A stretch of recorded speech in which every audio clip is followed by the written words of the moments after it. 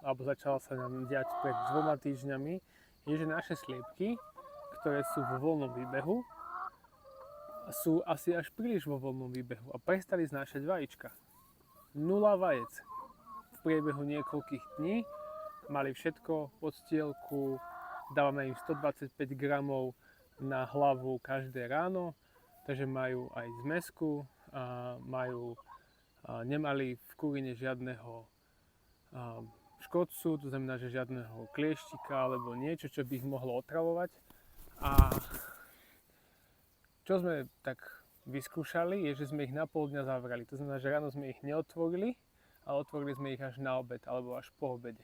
A zrazu z 15 sliepok 10-11 vajec denne.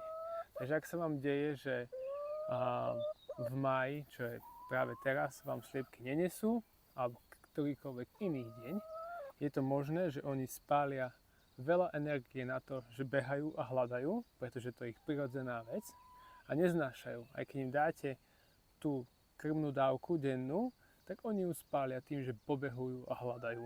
A nezjedia toho toľko, pretože sú veľmi vyberavé a nedávajú vám vajcia. Takže ak sa vám takáto vec deje, zatvorte svoje sliepky na niekoľko hodín počas dňa a na večer ich pustíte.